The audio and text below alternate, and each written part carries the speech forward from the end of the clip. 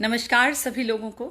आज बहुत ख़ास दिवाली का त्यौहार सभी लोगों के लिए बहुत बहुत ख़ास होता है आज का दिन, और हर घर में खुशी देखने को मिलती है।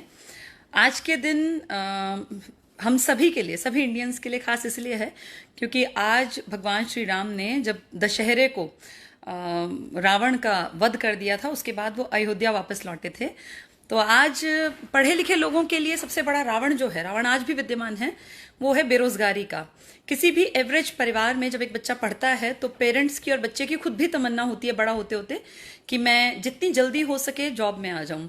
और फाइनली टारगेट यही होता है आपकी पढ़ाई पे, जो पेरेंट्स पैसा लगाते हैं और जब आप मेहनत करते हैं कि आप नौकरी पा जाएं या आप कम से कम कमाने के लायक बन जाएं, आपके अंदर ऐसी स्किल्स पैदा हो जाएं। तो इन्हीं चीज़ों के ऊपर बचपन से काम किया जाता है।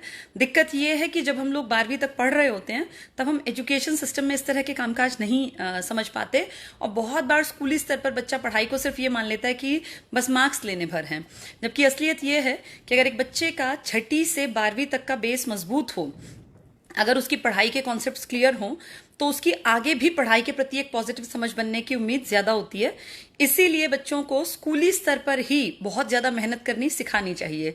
आगे जाके जब वो कॉम्पिटिटिव एग्जाम्स की तैयारी करते हैं तो उन्हें फिर दिक्कत फेस करनी पड़ती है। देखिए, 12 साल की पढ़ाई 1-1.5 साल में होना बड़ा मुश्किल है, और अगर स्कूली स्तर से ही बच्चों को ये बात पकड़ में आ जाए कि कॉन्सेप्ट्स मुझे समझने चाहिए, मेरा इंटरेस्ट होना चाहिए पढ़ने में, किताबों के प्रति एक लगाव, एक जुड़ाव हर बच्चे में पैदा कर दिया जाए, तो बेरोजगारी का ये रावण काफी हद तक बचपन से ही इसका आकार इतना विकराल नहीं होगा और ये बौने रूप में ही खत्म करने के काबिल हर बच्चा बन सकता है। चलिए, ये तो बातें मैं बताती ही रहती हूँ।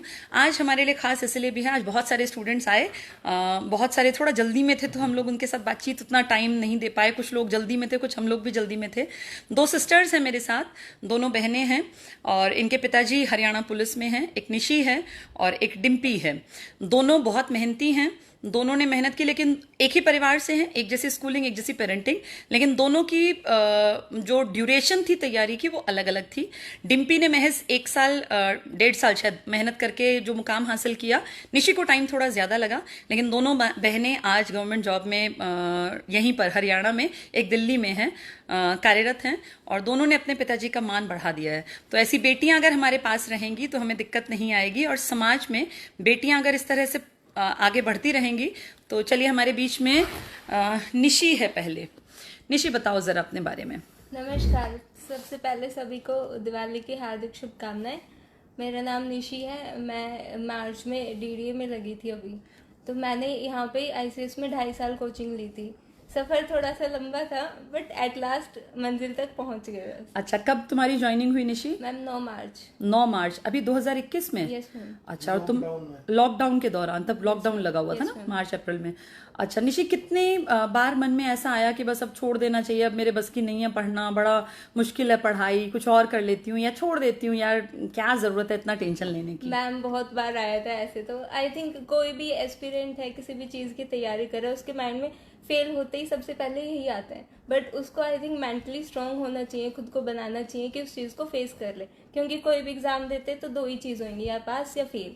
तो मेन चीज़ होती है कि उस फेलियर को हैंडल कैसे करना है। बिल्कुल, फेलियर को हैंडल करना जिसको आ गया वो जिंदगी में आगे बढ़ जाएगा। ये एक फैक्ट है। तो तुमने कौन कौन से एग्जाम पास किए, बताओ जरा। मैम मैंने एसएससी जीडी का किया था, एसएससी सीएचएसएल किया था, सीपीओ का किया था, और भी बहुत सारे हुए थे।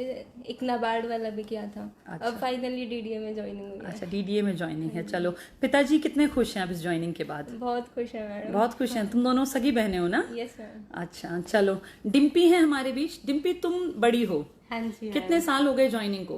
मैम 5 साल दिसंबर में हो जाएंगे मेरे अच्छा, को। कंप्लीट हो जाएंगे। हाँ अब तो कई इंक्रीमेंट लग गए होंगे। हाँ। चलो, बहुत बढ़िया। ये बताओ, जब तुम लग गई थी तब तो ये छोटी रही होगी निशी। फिर तुम इसको अपने लगने के बाद हमारे पास सेंटर में छोड़ के गई थी। हाँ जी।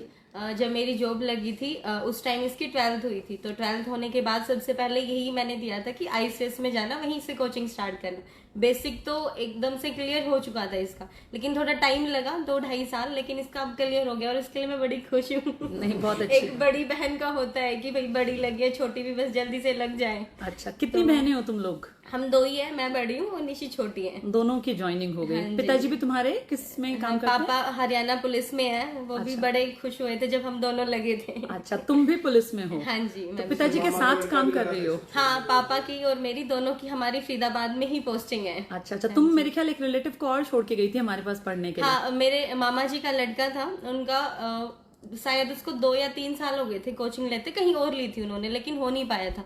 तो हम आईसीएस में लेके आए थे उसको, सर से हमने मिलवाया भी था। और उसी के बाद डिप्रेस था वो बहुत, सर ने उसको बहुत समझाया।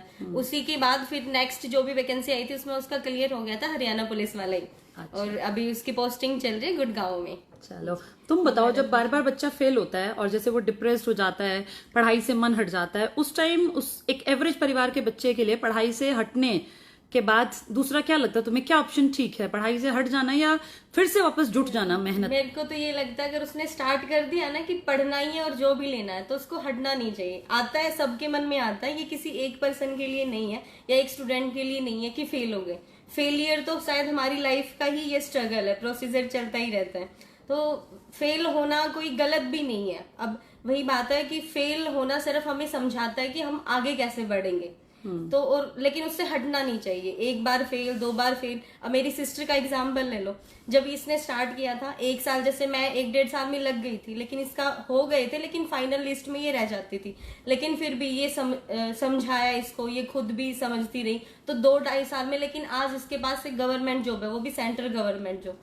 तो फेलियर होना एक कुछ गलत बात नहीं है। ये हम यही सोचते हैं कि वो प्रोसीजर है कि हम सक्सेस तक पहुंचेंगे, वो सीढ़ी ही है एक। बहुत सारे बच्चे तो पेपर होने के बाद ही फेलियर मान के, अभी जैसे हम बात कर रहे थे, तुम बता रही थी कि तुम्हारी ड्यूटी आई थी इसमें भी, तो बहुत सारे बच्चे तो पेपर देने ही नहीं गए हरियाणा पुलिस का। हाँ, फर्स्ट डे वो पेपर देने आए बहुत सारे, सेकंड डे और थर्ड डे वो कम होते गए स्टूडेंट्स की, जितने एवरेज थे आ रहे थे, जिन्होंने फॉर्म भरा था, पेपर का लेवल देख के उन्होंने छोड़ दिया। लेकिन ये नहीं सोचा कि वो लेवल तो सबके साथ से ही सेम है, अगर कोई दूसरा उसके साथ बैठ रहा है तो लेवल तो उसके लिए भी सेम है। अब डिपेंड करता है उसने मेहनत कितनी की होगी। बिल्कुल, मतलब जो मेहनत करेगा, तुम्हें क्या लगता है वो कम से कम रणभूमि में जाके लड़ने के लिए कोशिश तो करेगा? बिल्कुल, बिना लड़े ही हथियार डालने वाले बच्चों के लिए क्या मैसेज देना चाहोगी, क्योंकि तुम कामयाब हो? ये पहले दिन पेपर हॉस्टल नेगेटिविटी बहुत ज्यादा फैली थी, उसके ऊपर तुम क्या कहोगे? उसके कारण जो है कितने ज्यादा बच्चे जो पेपर देने ही नहीं गए, उनका क्या होगा? ये उन बच्चों के लिए जो पहले पेपर देने आ जाते हैं ना, तो जिनका पेपर नेक्स्ट डे है या दूसरी शिफ्ट में है, आई थिंक उनको उनमें मोटिवेट करना चाहिए, डिमोटिवेट नहीं करना चाहिए। क्योंकि ये यही रीजन रहा है कि बच्चे फर्स्ट डे गए पेपर देने, सेकंड और थर्ड डे नहीं गए, कि जो फर्स्ट डे पेपर देने गए उन्होंने उनको डिमोटिवेट कर दिया कि भाई लेवल ऐसा है, ये है, और उन्होंने शायद खुद भी फिर पेपर देखे होंगे तो इस चीज से सोच लिया। लेकिन ये चीजें सिर्फ सोचने से नहीं होगा, पेपर तो उनको देना ही पड़ेगा।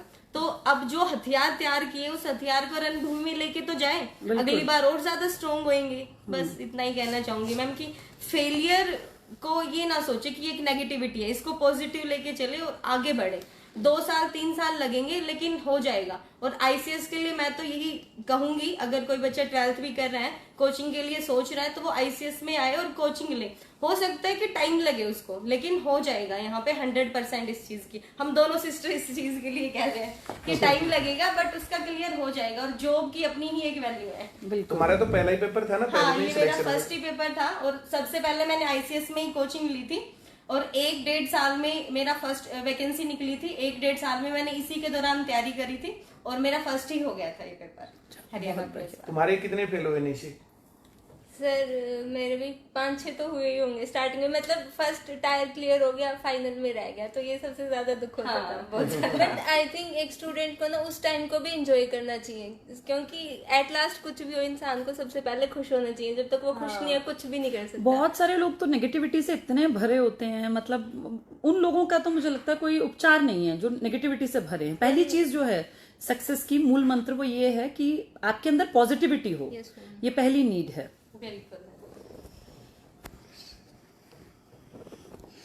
देखिए, हम इन दोनों बहनों के साथ हैं और दोनों कितनी प्यारी लग रही हैं, दोनों बेटियां बहुत ही प्यारी, बहुत ही खूबसूरत। और नाज होता है मुझे जब मैं इस तरह की बच्चियों से मिलती हूँ और मुझे अच्छा लगता है मिलवाना।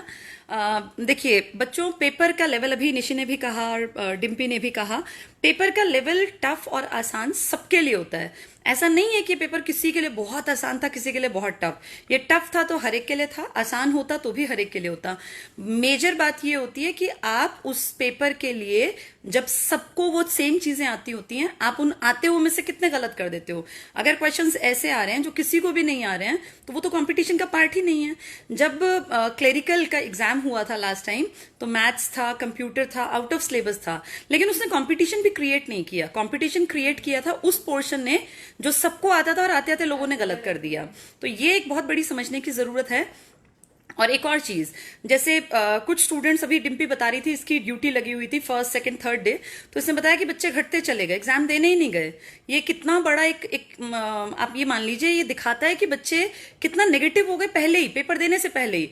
पेपर तो कम से कम दे के देखना चाहिए था कि पेपर कैसा आया, आप कहाँ स्टैंड करते हैं। अगर कट ऑफ नीचे भी जाती है तो वो सबके लिए नीचे जाएगी। ऐसा नहीं है कि एक के 90 आ रहे हैं और एक के 20 आ रहे हैं। पेपर अगर टफ था तो सबके लिए था, इजी होगा तो भी सबके लिए होगा। और देखिए, कॉम्पिटिटिव एग्जाम ना हमेशा अनप्रिडिक्टेबल रहे हैं। जब मैं पेपर भरती थी तब भी ऐसा ही था। मेरे खुद के एग्जाम में DSSB में वर्ल्ड हिस्ट्री, वर्ल्ड ज्योग्राफी, पता नहीं क्या क्या आया था, मुझे क्वेश्चंस भी नहीं आते।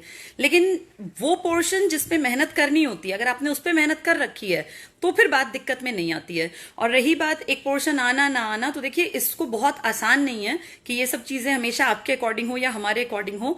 इन सब में हमेशा प्रेडिक्शंस नहीं की जा सकती, और जैसा पेपर आता है उसमें हमें अपना बेस्ट करना है। यही आपके पॉजिटिव होने का परिचय देता है। तो कोशिश कीजिए जितना आप पेपर की तैयारी करें, बेस्ट करें। और NCERT को अब मैं देख रही हूँ लगातार बेस की बहुत जरूरत है बनाने की। 9वीं 10वीं के SST के बहुत सारे क्वेश्चन कॉन्सेप्ट NCERT से उठाए गए हैं। मैं अब, क्योंकि हम लोग स्कूली लेवल पे काम कर रहे हैं, तो NCERT बच्चों को पढ़ाती हूँ। लाइंस एज इट इज उठा के पूछी गई है 9वीं 10वीं की। जैसे सतत विकास वाला है, GDP NDP वाला क्वेश्चन है, NSSO वाला क्वेश्चन है, ये इटली वाला क्वेश्चन है, एक वो SI में जर्मेनिया वाला आया हुआ था। तो ऐसे बहुत सारे कॉन्सेप्ट हैं जो NCERT को फोकस करके लिए गए हैं। तो NCERT पढ़नी पड़ेगी। और अभी मैंने स्टार्टिंग में कहा कि स्कूली शिक्षा में काम करने की बहुत ज्यादा जरूरत है। और अगर स्कूल का बेस मजबूत होगा तो बच्चे को पढ़ने की आदत भी पड़ जाएगी। और अगर बच्चे को पढ़ने की आदत होगी तो वो रटे रटाए प्रश्न अब नहीं आएंगे कि टीचर बोलेगा और बच्चा सीख लेगा। टीचर एक समझ पैदा कर सकता है, पर फाइनली मेहनत करनी पड़ेगी हर एक स्टूडेंट को जिसको नौकरी की इच्छा है। सिर्फ ऐसा सोचने से कि मुझे नौकरी मिल जाएगी, टीचर ने बताया बस उतना कर लूं, उसके इर्द गिर्द भी आपको थोड़े हाथ पैर मारने पड़ेंगे। चलिए आप। नमस्कार सब लोगों को, हैप्पी दिवाली। और दीपावली जो है ना मनाने का तरीका जो है, मज़ेदार तरीका ये है कि ये लड़कियां जैसे जो है गवर्नमेंट जॉब में है, दोनों इंडिपेंडेंट हैं। और डिम्पी है, अब जो मेरे सामने डिम्पी है। डिम्पी, जॉब लगने से पहले और जॉब लगने के बाद में घर में क्या डिफरेंस आ गया तुम्हारे में? सर आई थिंक सबसे बड़ा तो इतना है कि हमारे साथ साथ हमारे फैमिली प्राउड करते हैं इस बात पे। बहुत जैसे हम 2 बहनें हैं तो दोनों बहनें गवर्नमेंट जॉब पे हैं। तो पहली बात तो ये कि जो हमारी आज के टाइम में सोसाइटी बनी हुई है कि सबको जवाब देना पड़ता है। अगर जॉब घर में बच्चों की नहीं होती तो अब कोई क्वेश्चन ही नहीं पुट करता कि मेरे पेरेंट्स से कोई ये पूछे कि तुम्हारे बच्चे क्या कर रहे हैं। उनको दिख रहा है भाई हमारे बच्चे क्या कर रहे हैं। और तुम्हारे जो साथ जो पढ़ने वाले बच्चे थे, जैसे डिम्पी तुम्हारे साथ भी होंगे, कुछ लड़कियां रह गई होंगी, निशी तुम्हारे साथ भी पढ़ने वाली कुछ लड़कियां जो है रह गई, तुम्हारी तैयारी में और उनकी तैयारी में क्या डिफरेंस था? सर आई थिंक वो एक पर्सनल बिहाफ पे होता है अपने, कि कोई पॉजिटिव फील करते कोई नेगेटिव। लाइक किसी ने 2 साल कोचिंग ली तो उन्होंने वही ड्रॉप कर दिया कि भाई नहीं हो रहा, तो बस जितना करना था हो गया। और किसी को बस यही रास्ता दिखता है कि हाँ बस लास्ट यही ऑप्शन है, तो वो कभी छोड़ेगा ही नहीं उस चीज को। जैसे उनकी गवर्नमेंट जॉब नहीं लगी तो अब वो क्या करें? तुम्हारे से बात तो होती होंगी तुम्हारी फ्रेंड्स की? सर कुछ की शादी हो गई है। नहीं, शादी होना तो एक अलग बात है। शादी होना अर्निंग का पार्ट नहीं ना, शादी तो एक लाइफ का पार्ट है। चलो भाई शादी हो गई, लेकिन जो है वो हाउसवाइफ ही बन के घर पे ही बैठ गई। जैसे बच्चों जो है, देखो 2 बातें मैं यहाँ पर कहना चाहूँगा आप लोगों के सामने जो है ना। जैसे गवर्नमेंट जॉब का आपने टारगेट बना लिया, और अब जैसे पेपर जो है बाहर से आ गया, अंदर से आ गया, पेपर आउट ऑफ सिलेबस आ गया, हरियाणा जीके नहीं आया, नेगेटिविटी फैल गई। पहले दिन जो है, जैसे बहुत सारे बच्चे बोल रहे हैं कि जो है बच्चों के पक्ष में नहीं बोले गए, सरकार के पक्ष में बोला। पहले दिन पेपर हुआ, इतनी ज्यादा नेगेटिविटी फैला दी गई थी, हो सकता है पेपर देने अगले दिनों वाले जाते ही ना। उन बच्चों का मनोबल इतना ज्यादा तोड़ दिया कि पेपर देने की उन्होंने सोची कि जो चलो छोड़ो। अभी जैसे निशी ने बताया, ये हमारी बातचीत भी नहीं थी और ये मुझे पता भी नहीं था कि इसकी जो है ड्यूटी लगी हुई है, लेकिन इसने बताया पहले दिन जो पेपर देने गए, दूसरे दिन इतनी ज्यादा नेगेटिविटी होने के कारण बच्चे कम गए और तीसरे दिन और ज्यादा कम गए। लास्ट शिफ्ट में जो एवरेज जो अटेंडेंस थी वो सबसे कम थी। इसका असर देखो, कितने लोगों ने पूरी तैयारी की और पेपर देने ही नहीं गए और पेपर की तैयारी के बावजूद जो है लोग वहां तक नहीं पहुंचे। तो ये कितना ज्यादा गलत है। और इस नेगेटिविटी के चलते कितने ज्यादा युवा पढ़ाई लिखाई सब चीजें छोड़ देते हैं, निराश होकर के अपने घर बैठते हैं। तो ये नेगेटिविटी बहुत ज्यादा बुरा हाल मचाती है। तो आप लोग जो ना जैसे अपने जीवन से इस बेरोजगारी के अंधकार को दूर अगर करना चाहते हो तो कंटिन्यूअस तुम्हें पढ़ाई रूपी दीपक अपने घर में जलाना पड़ेगा। ये कंटिन्यूअस पढ़ना पड़ेगा, चाहे 2 महीने में तैयारी हो तुम्हारी, चाहे 6 महीने में तैयारी हो, चाहे जॉब लगने तक हो। डिम्पी, मेरे ख्याल से तुम्हारे टाइम पर हम लोगों ने एक बैच बनाया था जिसमें 100% गारंटीड जॉब वाली बात थी, है ना? तुम थी उस बैच में? तुम नहीं थी सर। उस टाइम जब मैं आई थी तब शायद वो फर्स्ट ही बैच था। हाँ, जब हमने join पर वो तो 13 में 14 में था। सर तुम बाद में आई थी। जब मैंने ज्वाइन किया था तो तब वहां पे जैसे मैंने तो जब 12th होने के बाद जब सेंटर देखे तो उसमें सबसे पहले ये लाइन यही लगी रहती थी कि 100% जॉब की गारंटी है। हाँ। तो मे बी तब शायद स्टार्ट हो चुका था। तो ये बैच जो ना, जो गवर्नमेंट जॉब की 100% गारंटी वाला बैच है, जैसे इस नेगेटिविटी को तोड़ने का काम आईसीएस ने पहले भी किया है और अब भी करेंगे हम। और गवर्नमेंट जॉब 100% गारंटीड, लेकिन उसके अंदर हर रोज तो अटेंडेंस होगी भाई तुम्हारी और हर रोज काम चेक किया जाएगा। इसके लिए एक्स्ट्रा एफर्ट हमें लगाने पड़ेंगे, एक्स्ट्रा एफर्ट लगाएंगे और उसके अंदर तुम पढ़ो, सिलेक्शन ना हो तो हम जिम्मेदार। अब भी हम हर एक बच्चे के लिए जिम्मेदार हैं। कोई भी बच्चा अपना पेपर लेकर के आएगा, सोमवार को क्लास में हम बैठेंगे और जो भाई हमारा पेपर पास होने लायक नहीं था, पेपर आसान होता है तो कट ऑफ लिस्ट ऊपर जाती है, पेपर मुश्किल होता है तो कट ऑफ लिस्ट नीचे होती है। और ये नेगेटिविटी फैलाने वाले लोग, एसआई का पेपर हुआ नेगेटिविटी फैलाने लग गए, फीमेल कांस्टेबल का एग्जाम हुआ तो नेगेटिविटी फैलाने लग गए। इन लोगों को पता है कि इनके बच्चों का और इनका होना नहीं है सिलेक्शन, इस कारण से अपने आप को बचाने के लिए नेगेटिविटी का सहारा लेते हैं। अब जो कांस्टेबल वाला पेपर हुआ तो फिर से नेगेटिविटी। अरे भाई नेगेटिविटी तो फैला दोगे तुम, बच्चों को पढ़ाई से दूर तो कर दोगे। असल मसला है बच्चों को पढ़ाई के साथ जोड़े रखना, असल मसला बच्चों को पढ़ाई के साथ जोड़े रख के उनको सिलेक्शन तक भी पहुंचाना। इन बातों के ऊपर आप कितना ही जो है, जैसे नेगेटिव बोलने वाले लोग तुम्हें कहां पहुंचाएंगे। जितने लोगों को ये नेगेटिव बोलने वाले लोग अच्छे लगते हैं तो फाइनली वे बेरोजगार हैं, बेरोजगार रहेंगे। उन्होंने बेरोजगारी अपनी नियत में रख ली है, नियति में। तुम लोगों के सामने भी कुछ बच्चे तो नेगेटिव रहते होंगे और ये करते होंगे इस प्रकार से। बहुत ज्यादा सर। जब हम मतलब कोचिंग सेंटर की ही बात करें या हम स्टूडेंट से बात करते हैं, जैसे कि मेरा पहले काम था कि मैं इंस्ट्रक्टर थी तो मैं पढ़ाती थी, तो बहुत सारे स्टूडेंट मेरे को आईसीएस के मिले थे। जैसे हम मतलब अब जैसे जॉब में है डिम्पी वहां पर जो है करनाल में उसमें थी मधुबन पुलिस, उसमें इंस्ट्रक्टर थी वहां पर। तो वहां पर जो बच्चे जाते थे बहुत लोग होते थे आईसीएस के। हाँ। मतलब तो जाते ही वो मेरे को पहचान ही लेते थे। कैसे सबसे पहले उनका क्वेश्चन यही होता था, मैम आप आईसीएस से पढ़ी हुई हो ना? हाँ। तो हम ऐसे ही बात चलते, वो अपने साथ के बताते, कह रहे कि हमारा हो गया तो ये अच्छी बात है, लेकिन हमारे दोस्तों का नहीं हुआ तो उन्होंने छोड़ दी कोचिंग लेना या फिर स्टडी करना छोड़ दिया। तो ये एक बहुत नेगेटिव बात है कि ऐसे छोड़ देना या फिर उससे किसी भी कोचिंग सेंटर को एक टारगेट बनाना कि नहीं हुआ। वो शायद हमारी वीकनेस रह जाते हैं कहीं कहीं, लेकिन हर एक कोचिंग सेंटर तो अपना 100% देता है। जैसे मैं आईसीएस में पढ़ी हूँ तो मैं यहाँ की कह सकती हूँ कि 100% दोनों तरफ से मिलता है, एक स्टडी को लेके भी और एक जो टीचर हमें मोटिवेट करते हैं। अब मेरे को प्रीमल सर ने खूब मोटिवेट किया, बबीता मैम ने खूब, इनफैक्ट हमारे पूरे बैच को किया। तो वहीं पे फर्क रह गया कि बच्चों ने इस बात को कैसे लिया। ये सर होता है, बहुत नेगेटिव चीजें हमें बहुत मिलती है सुनने को भी। चलो भाई, अब तुम जो है अपना रास्ता देखो। तुम लोग जो है नेगेटिव वालों के पक्ष में हो, विरोध करने वालों के पक्ष में हो। हर पेपर आएगा, पहले जितने पेपर हुए एंटी, अब जो आगे पेपर होंगे उनका वही हाल फिर से भी होना है। तो आप लोग अपने मेंटर को जरूर चेक कर लेना और इस बात को देख लेना कि आप लोगों को बाद में विरोध करने वालों के पक्ष में खड़ा होना है या सिलेक्शन होने वालों के पक्ष में। जी, एक भाई साहब लिख रहे हैं, डिम्पी और निशी, ये पैसे देकर बुलाई गई है लड़की। आप ये देखिए नेगेटिविटी का माहौल। पैसे में और खुशी में शायद कुछ नजर नहीं आ रहा है, एक खुशी नहीं दिख रही चेहरे पे। हाँ, ऐसे लोग बड़े अंधे होते हैं। हाँ, ये सच में अंधभक्ति में ही विश्वास करते हैं, जिनका खुद कुछ नहीं हो सकता। नहीं, और पैसे दे के अपनी बेइज्जती कौन कराएगा, है ना। ये भाई क्या ये जॉब नहीं लगी हुई? हाँ, सही पहला बात है, सवाल ये पहली है। बात तो हाँ। क्या इनको नहीं, जो है और सोनीपत एक- के स्टूडेंट नहीं जानते क्या इनको? अरे आप ये देखो, वो भाई जो ये बात कर रहे थे कि ये पैसे देके बुलाएं, तो इंस्ट्रक्टर मधुबन में जाके पैसे देके अगर आप लग सकते हैं या आपका कोई जानकार लग सकता है तो आप भेज दीजिए पैसे लेकर। अगर ऐसे इंस्ट्रक्टर लग जाते हैं अगर, तो आप भी भेज दीजिए। और जो चलिए, पुलिस की तैयारी कर रहे हैं वो तो सब वहीं मिलेंगे, हाँ सबको हाँ पता हाँ है वहाँ का बिल्कुल। माहौल भी। देखिए, ये तो बात हुई कि किस तरह के लोग हैं। आप ये देखिए, सामने लगी हुई लड़कियां हैं, वो 5 साल से कमा रही है, उसकी छोटी सिस्टर भी लग गई है दिल्ली में। अब जो इनमें भी कमी ढूंढ सकता है, वो बेचारा कितना नेगेटिविटी से भरा हुआ है, और ऐसे लोगों का तो भगवान भी भला नहीं करेगा। देखिए, एक चीज और कहूंगी, जितने बच्चे सुन रहे हैं, कोचिंग सेंटर्स हैं या कोई टीचर है या कोई यूट्यूबर है या कोई लाइब्रेरी में जहां आप जाते हैं, देखिए सबके पास अपनी अपनी स्किल्स हैं, सब कमा के खा रहे हैं और खा लेंगे। सबसे बड़ा जो फर्क पड़ेगा ना, वो एक स्टूडेंट के ऊपर पड़ेगा, उसकी लाइफ पर पड़ेगा। अगर आप नहीं लगते हैं या आप लग जाते हैं, तो सिर्फ और सिर्फ आपका जीवन प्रभावित होता है। न ही कोचिंग सेंटर्स के ऊपर फर्क पड़ता है, न ही किसी और चीज के ऊपर। लग जाएंगे तो आप अपने जीवन को संवार लेंगे, सुधार लेंगे, बेहतर बना लेंगे, और अगर रह गए तो फिर रह ही जाएंगे।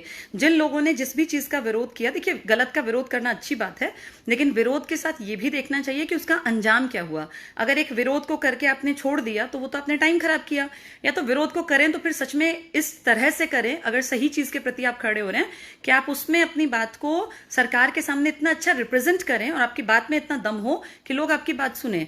अगर आप एक फॉर्मेलिटी के लिए विरोध कर देते हैं तो फिर उसका फायदा नहीं होता। और ऐसे विरोध करने में कि हर चीज का विरोध करेंगे तो ये बेवकूफी है। अपने टाइम को ना गवाएं। अगर सच में कोई चीज पेपर लीक होता है, अगर पेपर की पहले से ही बाहर आ जाती है, अगर बड़े लेवल पे चीजें गड़बड़ में हैं, तो विरोध कीजिए, करना भी चाहिए। लेकिन अगर पेपर टफ आ गया, इस चीज का विरोध कर रहे हैं सिर्फ कि पेपर टफ आ गया, तो पेपर तो अनप्रिडिक्टेबल हमेशा से थे और आगे भी रहेंगे। ये आपको समझना पड़ेगा।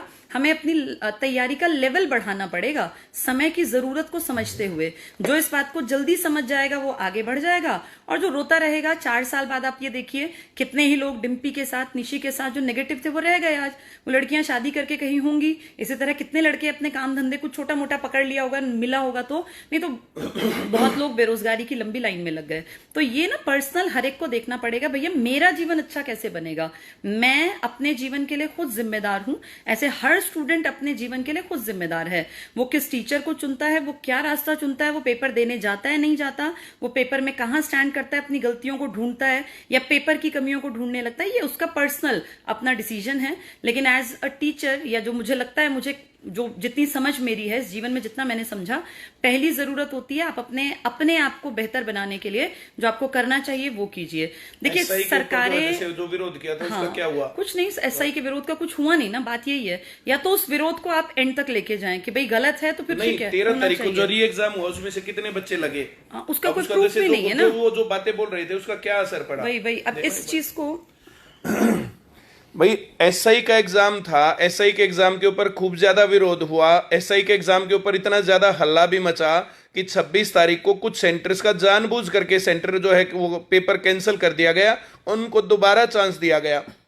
दोबारा चांस देने के बाद वे अपने प्रियजनों को उसमें से लगा देंगे।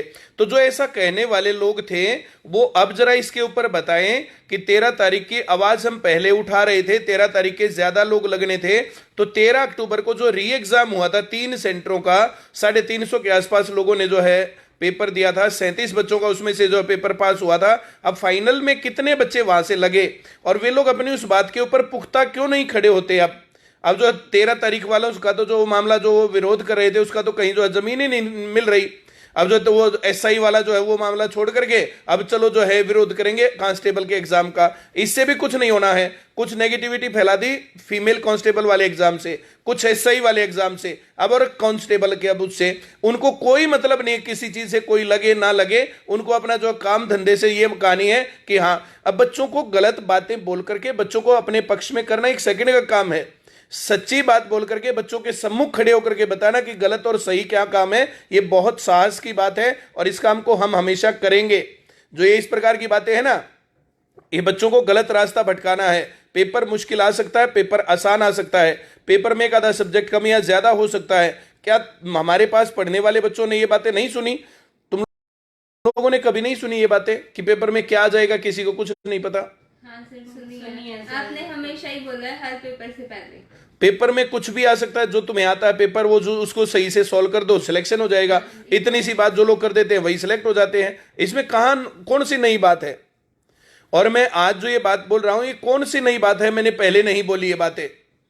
चलिए, ये बच्चे जो है सिलेक्ट हुए, तुम लोगों को बहुत बहुत शुभकामनाएं, तुम्हारे घर वालों को भी बहुत बहुत शुभकामनाएं हैं, और अपने भाई को भी जो ना पढ़ा करके उसको जो ना घर पे मत बिठाओ, वरना रह जाएगा। हाँ, जॉब लगने तक पढ़ाओ उसको, है। उसको ये वीडियो दिखाना, उसको बोलना कि देखो तुम्हारे लिए संदेश बोला। क्या नाम है उसका? हर्ष। हाँ, हर्ष को क्या मैसेज दोगी? डिम्पी, तुम बड़ी हो, बड़ी बहन का कर्तव्य है भाई, छोटे वाले भी सही लाइन पे चले। मैम बस मैं भाई को इतना ही कहूंगी, जैसे मैं सबको कहती हूँ कि डिमोटिवेट ना हो। जैसे थोड़े टाइम से अब उसको, वो शायद कोचिंग सेंटर इसी करके नहीं आता है कि भाई कहीं बात नहीं बन रही है, पेपर हो नहीं रहा है, तो बस उसके लिए यही कहूंगी कि पॉजिटिव रहे बस हमेशा। उसके साथ साथ हमारी भी खुशी है कि हम बार बार उसको डिप्रेस ना देखें। बिल्कुल बिल्कुल। चलिए, काफी लंबी बातचीत हम लोगों ने कर ली, और लास्ट में निचोड़ यही है बच्चों, देखो बच्चों के हक में आवाज नहीं उठाते। जब जरूरत थी तो हम लोग जो है हर जगह पर देखो मोर्चे बच्चों, पर, हर मोर्चे पर आगे जब पेपर लीक हुआ गलत हुआ, तो आईसीएस नहीं हो हमेशा, रही थी तो हम सबसे आगे बोले। हाँ, जब भर्तियां नहीं हो रही थी, जब सब कुछ खुल गया था मार्केट और क्लासेस नहीं लग रही थी सिर्फ, तब सर ने बिल्कुल आवाज उठाई। लेकिन अब जो है ना, ये जो मुद्दे हैं, इनका एक कोई बहुत अच्छा ग्राउंड नहीं है बच्चों। इस चीज को आपको समझना पड़ेगा। अब सिर्फ पढ़ के ही आगे निकल सकते हैं। ये बात अगर आप किसी को भी कहेंगे जो समझदार हैं और जो खुद सच में जॉब्स में है ना मेहनत करके, आप उनसे बातचीत करके देखिए, वो सब यही कहेंगे कि जब हम पढ़ते थे तब भी कोई प्रेडिक्टेबल नहीं था, कुछ भी आ जाता था। कोई भी सेक्शन टफ आ सकता है, कुछ भी आसान आ सकता है, बहुत आसान पेपर भी आ सकता है, एवरेज भी आ सकता है, टफ भी आ सकता है। उसी के अकॉर्डिंग कट ऑफ लिस्ट जाती है, और वो कोई मुद्दा ही नहीं है कि हम उसके लिए लड़े या मरे। मेरे खुद के टाइम में मुझे याद है वर्ल्ड हिस्ट्री आ गई थी, लेकिन आप इस पे ये नहीं बनता कि भाई ऐसा क्यों हुआ। ठीक है, कुछ भी आ सकता है। कंपटीशन का मतलब ही है कि आपको बहुत सारी चीजें तैयार करनी पड़ेगी, और अगर कोई चीज 12वीं के ऊपर के लेवल की भी आई है, जैसे इसमें आई थी क्लर्क में, तो उससे भी हमने तब भी कहा था कंपटीशन क्रिएट नहीं होता, क्योंकि वो किसी को भी नहीं आती। कंपटीशन क्रिएट होता है जो एवरेज चीजें हैं ना, जिसको हर बच्चा कर सकता है, उसको आते आते कौन गलत कर गया और कौन ठीक कर गया। तो आप लोगों को सबसे पहली चीज तो यही समझनी पड़ेगी, जो यंगस्टर्स जुड़े हैं, कि आपका जीवन आपका पर्सनल जीवन है। आपको कोई भी कुछ भी कहे, अगर आपकी लाइफ अच्छी नहीं बनती है, अपने लिए आप खुद जिम्मेदार हैं। आप कहीं भी पढ़िए, कुछ भी कीजिए, फाइनली अपनी लाइफ को अच्छा बनाना आपकी जिम्मेदारी है। और कोई भी किसी का सहारा लेके कुछ हद तक तो चल सकता है, लेकिन अपनी लाइफ का लंबा सफर उसे खुद ही तय करना पड़ता है। और इसमें पेरेंट्स और टीचर्स या सोसाइटी सिर्फ एक थोड़ा सा योगदान दे सकते हैं, एक गाइडलाइन दे सकते हैं, पर पढ़ना और तैयारी खुद बच्चे को करनी पड़ती है।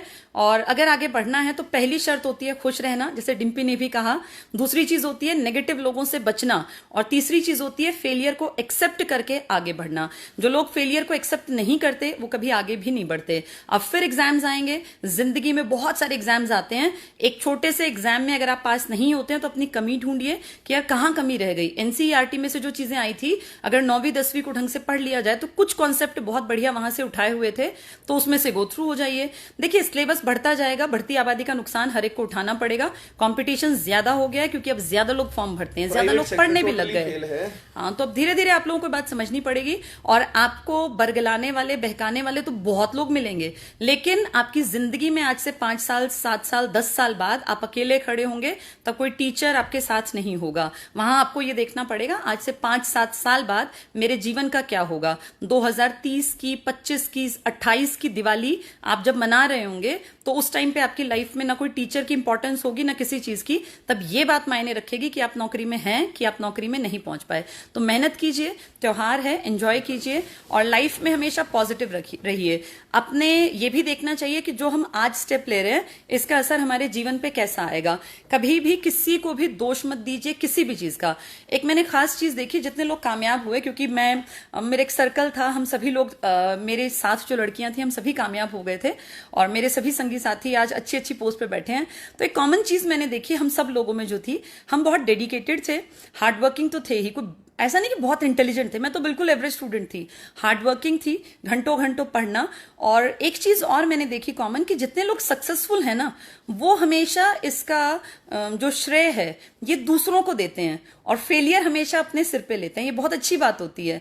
तो जब भी फेलियर को आप फेस करें उसका कारण अपने आप में ढूंढें ताकि आप अपने आप को बेहतर बना पाएं। और जिस दिन आप कामयाब हो जाएंगे तो यह बात आपकी समझ में आ जाएगी कि सफल लोग हमेशा अपनी सफलता का श्रेय दूसरे को देते हैं और असफलता में अपनी कमी, अपनी गलतियां ढूंढ के आगे बढ़ जाते हैं। चलिए आज इतना ही कहूंगी, खुश रहिए, पॉजिटिव रहिए। और ठीक है, लाइफ है, कभी मुश्किल, कभी उतार, कभी चढ़ाव, ये तो पार्ट ऑफ लाइफ है, ये आते रहेंगे। पर सबसे पहली जरूरत है हम खुश रहें और जब कभी इस तरह से प्रॉब्लम्स आए तो उनको फेस करें डट के और फिर दुगने साहस के साथ खड़े हो जाएं। क्या हुआ जो एक पेपर नहीं हो पाया, क्या फर्क पड़ता है, दुनिया फिर से ऐसे ही वही बात होती है कि तैयारी में जुड़ जाएगी। जो काबिल लोग हैं, जो नाकाबिल हैं, उनको बहाना मिल गया कि भैया पेपर बहुत टफ था, अब वो तैयारी करना छोड़ देंगे। कोई बात नहीं, हम अपनी जिंदगी के लिए खुद जिम्मेदार हैं। जैसी होगी हमारी लाइफ अपने कारण से होगी, अपने कर्मों से होगी।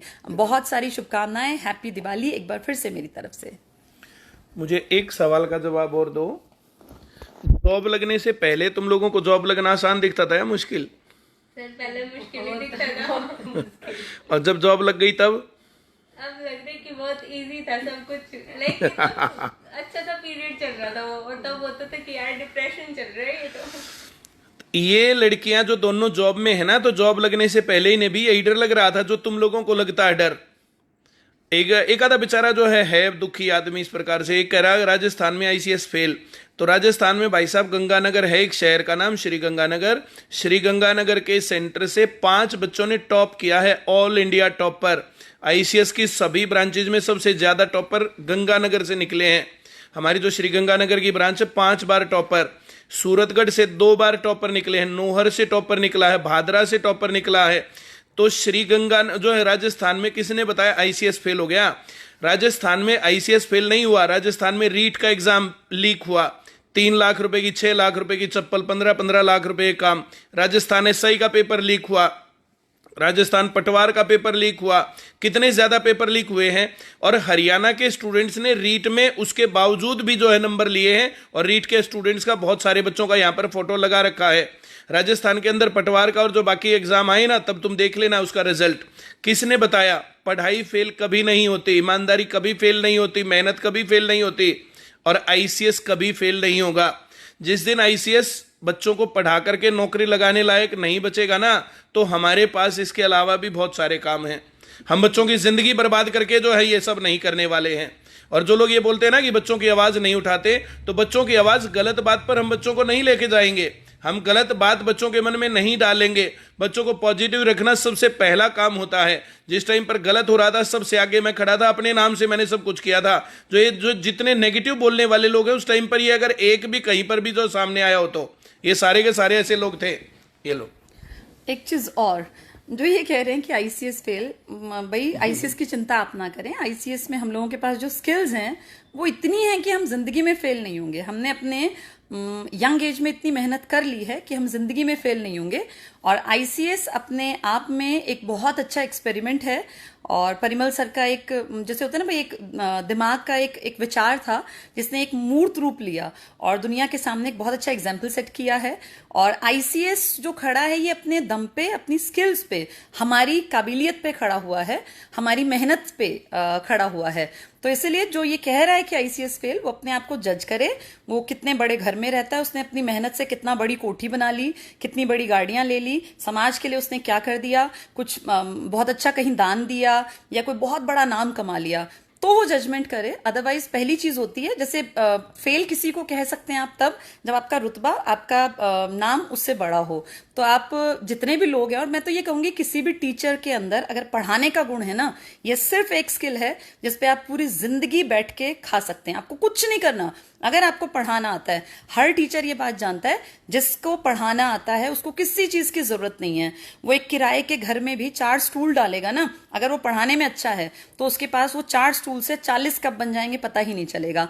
तो जिसके पास पढ़ाने की कला है वो कभी फेल नहीं होता, उसकी चिंता आपको नहीं करनी है। जो बेचारे ये 2-4 बार आईसीएस के चाहने वाले हैं।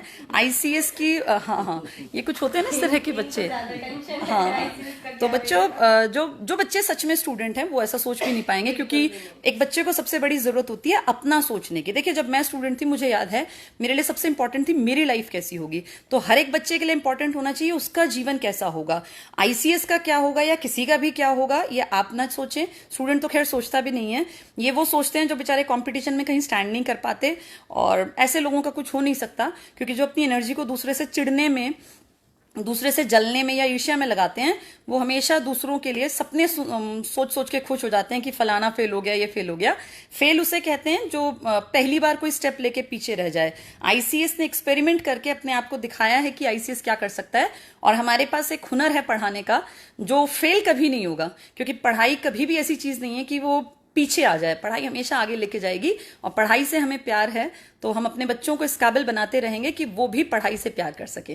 तो इसलिए जो 2-4 बेचारे ये इस तरह के हैं, ये जिनकी आदत ही फितरत ही है दुखी रहने की, वो ऐसे ही ठीक है। भगवान जैसे वो खुश रहते हैं चिढ़ के ईर्ष्या में, वैसे ही रहें। वैसे 99% लोग बहुत अच्छे होते हैं, और जो अपने लिए अच्छा चाहता है ना वो अपने लिए सोचता है, अपने लिए काम करता है। जो दूसरों को गाइड करता है या तो वो सक्सेसफुल होना चाहिए, या फिर उसने कुछ करके ऐसा दिखाया हो कि दुनिया उसको सलाम करे। अदरवाइज ऐसे ही कहने वाले तो दुनिया बहुत सारे लोग भरे पड़े हैं। अपने आप को कामयाब करने के लिए मेहनत कीजिए, खुश रहिए, और अपने स्ट्रगल पीरियड को भी एंजॉय कीजिए। ये बाद में जाके समझ में आएगी कि ये पीरियड कितना खूबसूरत था। जी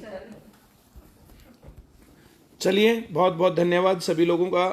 थैंक यू वेरी मच। बहुत बहुत शुभकामनाएं तुम लोगों को भी। Thank you sir.